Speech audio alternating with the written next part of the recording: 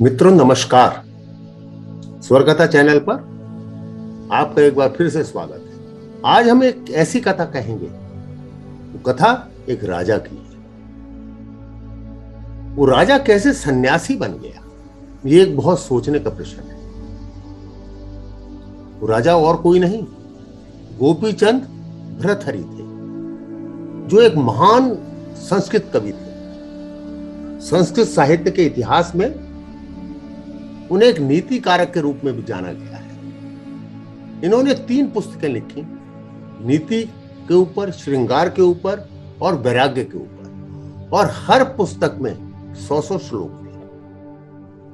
वाक्यदीप नामक एक उच्च श्रेणी का व्याकरण ग्रंथ भी इनके नाम से प्रसिद्ध है। कुछ लोग इनको भट्टी काव्य के रचयिता के रूप में भी जानते हैं। ऐसा भी माना जाता है कि नाथ पंथ के वैराग्य नामक उपपंथ के यही शुरू करने वाले थे, आरंभ करने वाले।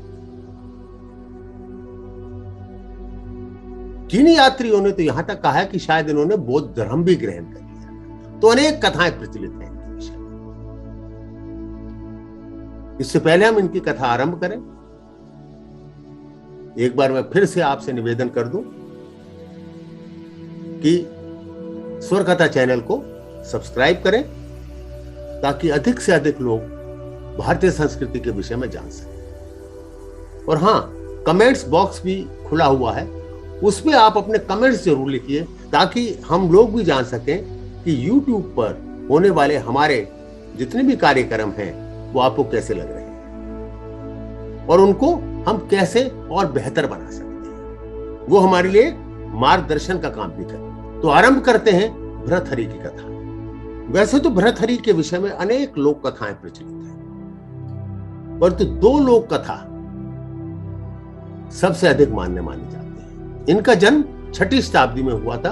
वैसे कई इतिहासकार इसके विषय में आपस में समझौता नहीं कर पाते, परंतु अधिकतर यही मानते हैं कि 570 AD के आसपास इनका जन्म हुआ था। और यह भी माना जाता है कि गुरु गोरखनाथ के सबसे पहले शिष्य यही थे। जिस समय इनका जन्म हुआ तो जोशियों ने गणना करके बतलाया, यह बालक 12 वर्ष के पश्चात संन्यास ग्रहण कर लेगा, सांसारिक जीवन को त्याग देगा। इनकी माता बहुत परेशान हुई। उन्होंने कहा, हे ब्राह्मणों, को इसका उपाय है? आपके पास तो हर चीज का उपाय होता है।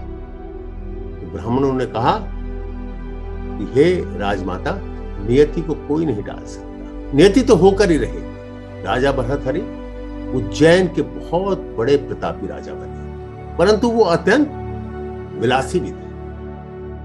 उन्हें अपनी तीसरी पत्नी पिंगला पर बहुत प्यार आता था, बहुत मोहित थे।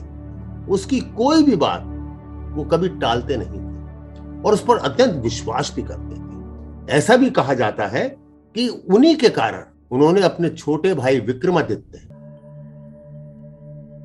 को राज से निकाल दिया था, क्योंकि विक्रमादित्य ने अपने भाई से उनके विषय में कुछ ऐसी बातें कही थी जो उनके चरित्र के ऊपर आती थी। उसी समय उज्जैन में एक तपस्वी गुरु गोरखनाथ राजा के दरबार में पहुंचे और भर्तृहरि ने गोरखनाथ का बहुत सम्मान किया। गुरु गोरखनाथ उनसे बहुत प्रसन्न हो गए और उन्हें एक फल दिया और ये कहा कि इस फल के खाने से तुम सदैव जवान बने रहोगे, कभी बुढ़ापा तुम्हारे दर पर नहीं आएगा और तुम्हारी सुंदरता भी हमेशा बनी रहेगी। ये चमत्कारी फल देकर गोरखनाथ वहां से चल दिए। राजा ने फल लेकर सोचा कि क्यों ना ये फल मैं पिंगला को दे दूं। असली जवानी और सुंदरता की आवश्यकता उन्हीं को है ना। यदि वो सुंदर रहेंगी तो मुझे भी बहुत अच्छा लगेगा। और उन्होंने ये सोचकर अपनी रानी पिंगला को वो फल दे दिया और उसके सारे गुण भी उन्हें पता। पिंगला ने सोचा कि मैं इस फल का लेकर क्या करूं। वो राज के कोतवाल से प्रेम करती थी। उसने कहा कि अगर कोतवाल हमेशा जवान रहेगा, हमेशा सुंदर रहेगा, तो मेरी सब इच्छाओं की भी वो पूर्ति करता रहेगा। परंतु कोतवाल एक वैश्या से प्रेम करता। वैश्या ने उसे अपने प्रेम में दीवाना किया हुआ। कोतवाल उस वैश्या के पास पहुंचा। उसने सोचा कि अगर ये सुंदर बनी रहेगी तो मेरा जीवन भी अच्छा रहेगा, और ये सोचकर ये फल उसने उस वैश्या को दे दिया। वैश्या के मन में विचार आया कि मैं इस फल का खाकर क्या करूंगी? मैं हमेशा जवान और सुंदर तो बनी रहूंगी, परंतु मुझे जिस दलदल में फंसी हूं, ये जो वैश्यावृत्ति मुझे करनी पड़ रही है, इससे मुझे छुटकारा कभी मिलेगा ही नहीं। मुझे तो इस नरक से मुक्ति चाहिए। जैसे ही उनके मन में ये विचार आया तो वो वैश्या ने सोचा कि राजा हमेशा जवान बने रहेंगे तो लंबे समय तक हमारी सबकी सेवा करते रहेंगे, हमारे देश की रक्षा करते रहेंगे, अपने नागरिकों की रक्षा करते रहेंगे और उनकी सुख सुविधाओं का भी ध्यान रखेंगे। ये सोचकर वो फल लेकर राजा के पास चल गए और राजा को वो फल समर्पित कर दिया। भर्तहरि फल देखकर हतप्रत रह गए। उन्होंने कहा, ये फल तुम्हारे पास कैसे आया? तो वैश्या ने बताने से इनकार कर दिया, परंतु जब उनसे पूछताछ की गई तो वो कह बैठी कि ये फल तो मुझे कोतवाल से प्राप्त हुआ है। कोतवाल को तुरंत बुलाया गया।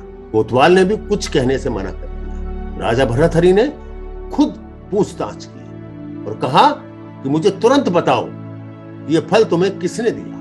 कोतवाल घबरा गया और उसने रानी पिंगला का नाम ले दिया। भर्तहरि को अब सच्चाई मालूम हो चुकी थी। उन्हें यह भी मालूम हो गया था कि मैंने अपने भाई को गलत राज्य से निकाला है। वे समझ गए कि जो चरित्र के विषय में उनके भाई ने कहा था वो सत्य है। पत्नी के धोखे से, जिससे वो अत्यंत प्रेम करते थे, मोहित थे उसके, आसक्त थे, उनको मन में बहुत चोट लगी और उनके मन में वैराग्य जाग गया। वे अपना संपूर्ण राज्य अपने छोटे भाई विक्रमादित्य को सौंपकर उज्जैन की गुफा में जा गए। उस गुफा में भर्तहरि ने 12 वर्षों तक तपस्या की। उज्जैन में आज भी वो गुफा देखी जा सकती है और लोग उसको दर्शनीय स्थल के रूप में देखते हैं। और उन्होंने दीक्षा ली उसके पश्चात गुरु गोरखनाथ जी से। और एक कहानी है जो बिल्कुल इसके विपरीत है। हमने पहली लोक कथा में सुना कि भर्तहरि पिंगला पर बुरी तरह से मोहित थी, परंतु प्रेम एक तरफा था जिसमें उनको विश्वासघात मिला। रानी उनसे प्रेम नहीं करती थी, केवल प्रेम का नाटक करती थी, परंतु वो इतने आसक्त थे उसके ऊपर कि उनको सच्चाई दिखाई नहीं देती। एक कहानी बिल्कुल इसके विपरीत है जिसमें रानी पिंगला पति से बेहद प्रेम करती थी। कहते हैं कि राजा भर्तहरि एक बार शिकार खेलने गए।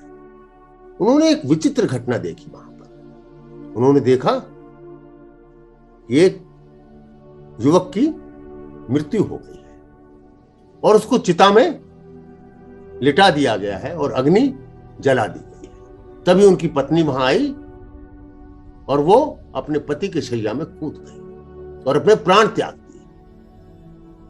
राजा भर्तहरि इस प्रेम को देखकर आश्चर्यचकित रह गए। इतना भी कोई पत्नी अपने पति से प्रेम कर सकती है कि अपनी जान ही दे दे? वो सोच भी ना सकते थे। वो सोचने लगे कि क्या मेरी पत्नी भी मुझसे इतना प्यार करती है? इस विचार को मन में लिए वो अपने महल में वापस आ पहुंचे और अपनी पत्नी को बुलाया और पिंगला से कहा, हे पिंगला, तुम्हें एक घटना सुनाता हूं। और चिता में कूदने वाली पूरी कथा उन्होंने अपनी प्यारी पत्नी पिंगला को सुना डाली। राजा भर्तहरि सोचने लगे कि रानी पिंगला क्या कहेगी। रानी पिंगला बोली कि हे राजन, उस स्त्री को तो चिता में कूदने की आवश्यकता पड़ी। यदि मुझे मालूम हो जाए कि तुम्हारा अहित हो गया है, तुम्हारा देहांत हो गया है, मैं तो इस समाचार को सुनते ही मर जाऊं। मेरी पत्नी मुझसे इतना प्रेम करती है। उन्होंने सोचा कि क्यों ना इस बात की परीक्षा ली जाए, हो सकता है ये मेरा मन रखने के लिए कह रही हो। और एक बार फिर राजा भर्तहरि शिकार खेलने चल दिए और वहां से खबर भिजवाई कि राजा भरथरी की मृत्यु हो गई है। और यह समाचार जैसे ही रानी पिंगला को मिला, रानी पिंगला का तभी देहांत हो गया। वो खबर पूरी भी ना सुन पाई, उसके प्राण पखेरु हो गए। राजा भरथरी को जब पता लगा तो बिल्कुल टूट गए अंदर से और बहुत विलाप करने लगे। कहने लगे कि मेरे ही कारण पिंगला जो मुझसे इतना प्रेम करती थी उसका देहांत हुआ है। वो अपने आप को दोषी ठहराते रहे, उनका जीवन चक्र से मोह भंग हो गया। वो गुरु गोरखनाथ के पास पहुंचे। हे गुरु गोरखनाथ, रानी पिंगला को एक बार आप जीवित कर दीजिए और मैं उसके बाद संन्यास ले लूंगा। मेरा मोह टूट चुका है, मैं सांसारिक जीवन में और अधिक नहीं रह सकता। गुरु गोरखनाथ पर तो ईश्वर की कृपा थी। गुरु गोरखनाथ ने अपने तपोबल से रानी पिंगला को फिर से जीवित कर दिया और इसके पश्चात राजा भरथरी गोरखनाथ के शिष्य बनकर चल दिए। तो मित्रों, दो प्रकार की हमने विपरीत आज कहानियां सुनी। ये कहना मुश्किल है क्योंकि किंवदंतियां भी हो सकती हैं, दंत कथाएं भी हो सकती हैं और लोक कथाएं तो हैं ही कि कौन सी घटना सत्य है। पर जो भी है, प्रेम के दो रूप इसने दिखाए हैं, दो बिल्कुल विपरीत, एक विश्वास का और एक विश्वासघात। आशा है आपका जीवन विश्वास से भरा रहेगा, आपके जीवन में कोई ऐसी दुर्घटना नहीं होगी कि आपको किसी विश्वासघात का सामना करना पड़े। आपका बहुत बहुत धन्यवाद। अगले रविवार तक कृपया थोड़ा इंतजार कीजिए और हां, अपने कमेंट बॉक्स में जरूर डाल दीजिएगा और इसको सब्सक्राइब भी करें। बहुत बहुत धन्यवाद आपका एक बार फिर से।